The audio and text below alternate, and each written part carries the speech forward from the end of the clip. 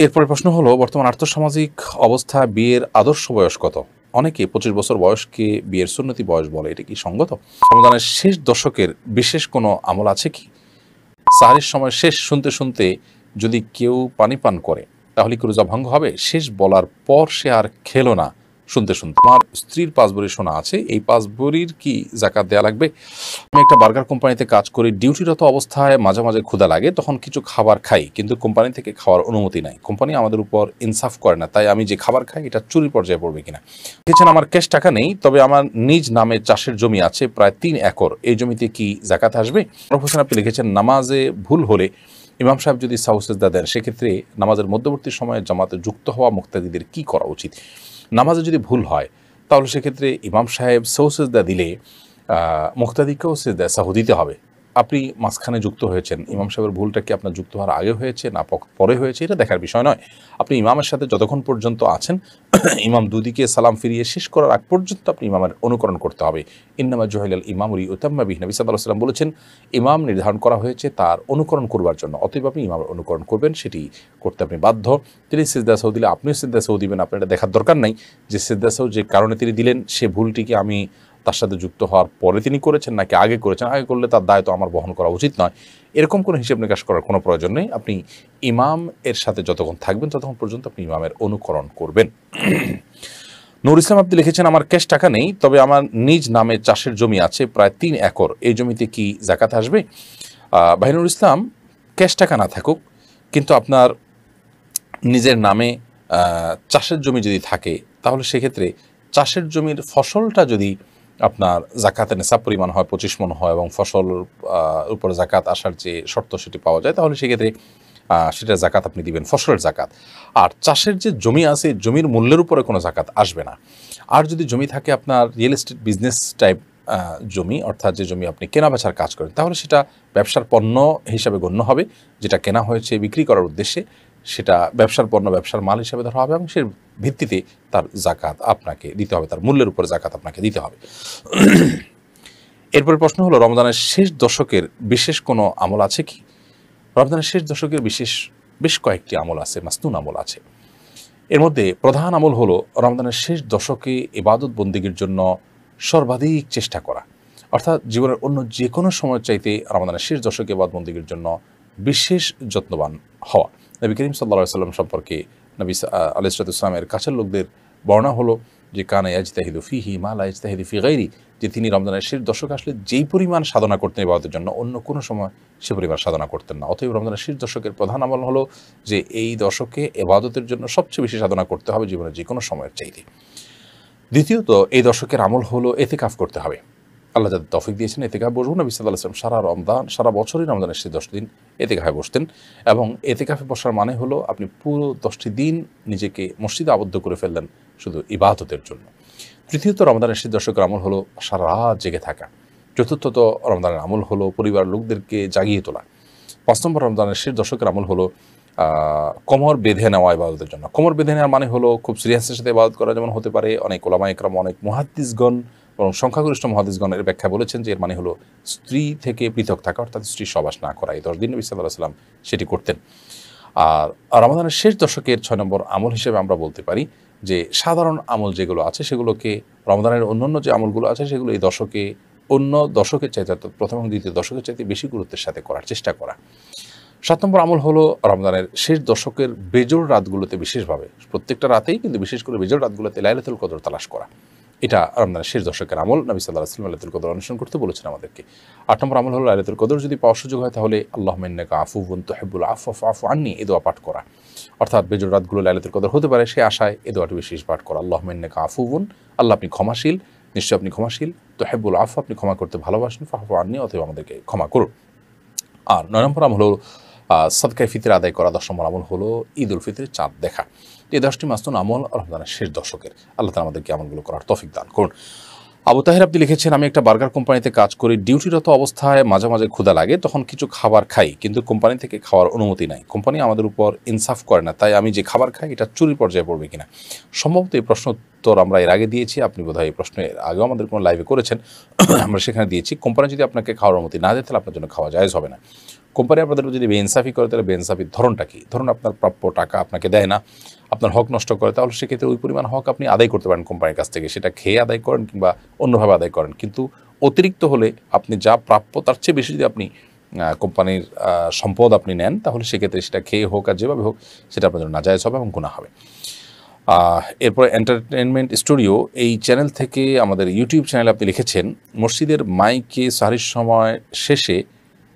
সময় শেষ শুনতে শুনতে যদি কেউ পানি পান করে তাহলে কি রোজা ভঙ্গ হবে? শেষ বলার পর সে আর খেলো না, শুনতে শুনতে খেলো। দেখুন, সাহরির সময় শেষ মাইক থেকে বলা হলো কি বলা হলো না, এটা ইস্যু না।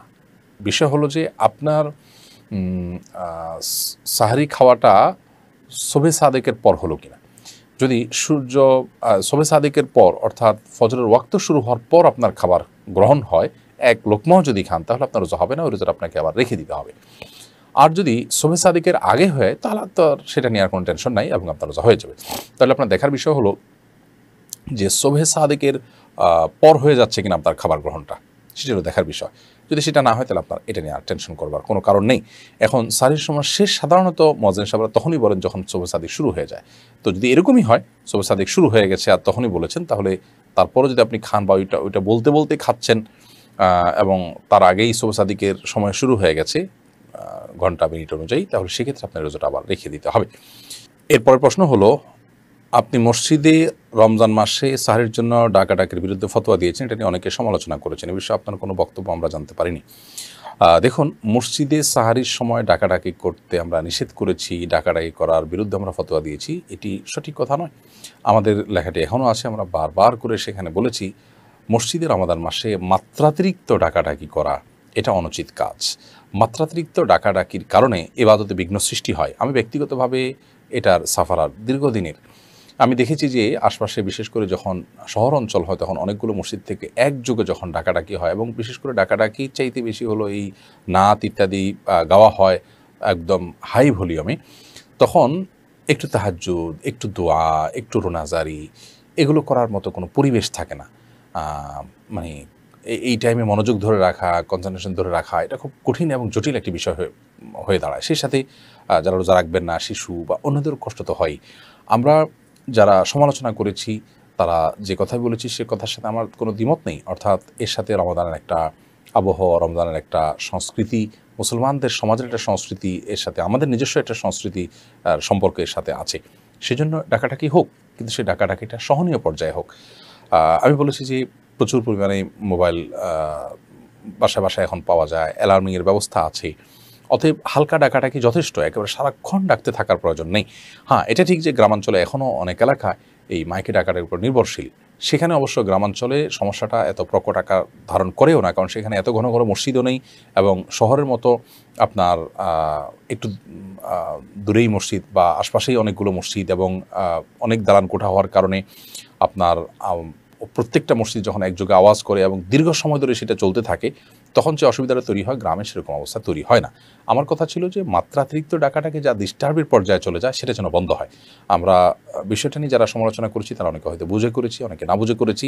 বাকি আমার বক্তব্য খুবই পরিষ্কার যে আমরা সংস্কৃতির দোহাই দিয়ে কষ্টের কারণ কারোর হতে পারি না। এমনকি অন্য ধর্মের মানুষেরও যদি মাত্রাতিরিক্ত কষ্ট হয়, আমরা এখানে অনেকে বলতে চাইছি যে অন্য ধর্মের মানুষের কি কষ্ট আদৌ হয়।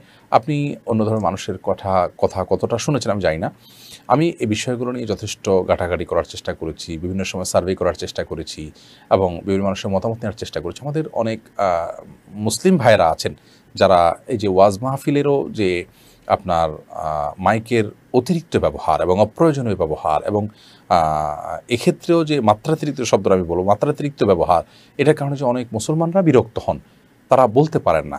তো তাদের বলতে না পারাটা এটা কিন্তু আমরা চাপিয়ে যাই বা এটা কিন্তু আমরা এড়িয়ে যাই, তাহলে সেক্ষেত্রে একটা পর্যায়ে তাদের কিন্তু ইসলামের প্রতি বিতৃষ্ণ ভাব তৈরি হবে।